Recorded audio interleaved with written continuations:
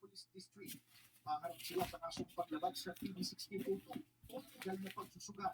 Patuloy namang pinaghahanap ng pulisya ang pinapa sa kasama ng mga suspect. Jesse Cruza.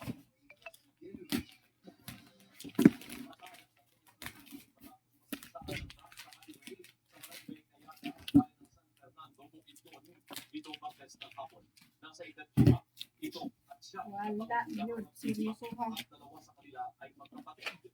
Pabalik na sana sa eskwelahan ng mga bata matapos malangkalian ng mapanggap habang sila'y tumatawid. At sa ilang nakakita, mabilis ang pagpapatakbo. Sumuko na ang driver na sinasabing hindi niya napansin ang pagtawid ng mga bata. Maharap ang driver sa kasong reckless imprudence resulting in multiple homicide. Dalawang sunatan sulong sa isang commercial building sa Binondo, Maynila. Tinatayan ng akapot naman sa 6,000 pisong halaga ng naong ari-arian. Nagpapatrol, Christopher Sitson. Ilalipagdag na po yung pagpapatrol sa ito sa Binondo, Maynila ng Martes. Sabi ng sa mga nagkatrabaho sa Kusali, balik na ng makapag na kulto ang Kusali na kanyang dagnan. Pagdating ko dito, ang tapo yung usok na talaga. Tapos yun, nakita ko dito, lumalabas na yung usok. Hawag pa na dito sa pinakadulo. Ayon sa PFD, sa commercial building ang nagulog na karamihang laman ay mga bill at iba pang photo supply. Yung doon sa depo. Sabi ko yung ang baling Dalawang nagsalita ng mga fire volunteer. Halos 5 oras naman ang nakalipas bago nakakulang sunog na umabot sa ikalawang alaba. Nasa 11 fire trucks ang lumisponde. Ang magiging sila Cathy at Aris, nandun mo na makitang tinutupok na ng apoy ang mga pwesto sa commercial building. Kasi dito yung mga document na mga resibo, yun ang importante.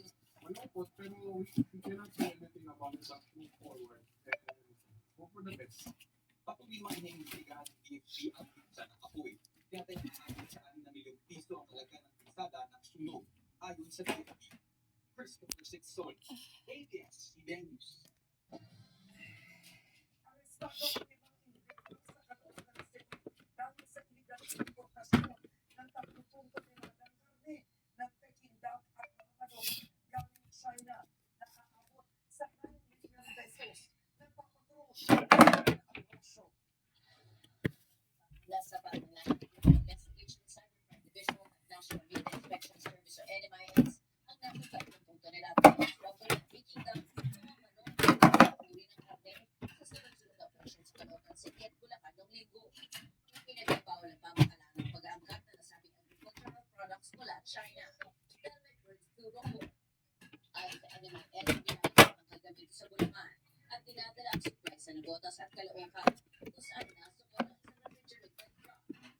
Lima ang naaresto at pinagkista sa pagsasakyan na ginamit naman ang convoy ng truck. Initially, meron tayo ng fiscal na 43 metric tons na undocumented. Naniniwala kami na ito ay mga smuggled product.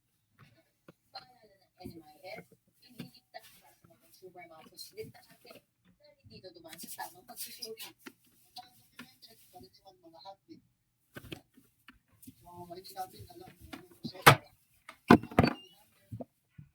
Hindi malinis, hygienically handled. So, pwede tayo mag-post ng asap. Ipinapasinigat ng news team na kunin ang panig ng mga na-arestong suspect. Pero tumanggi sila magbigay ng pahaya. Nakarating na lang manila ang reklamo ng anti-agricultural smuggling na isinampan laban sa kanila. Z. Ana Puso, ABS-CBN.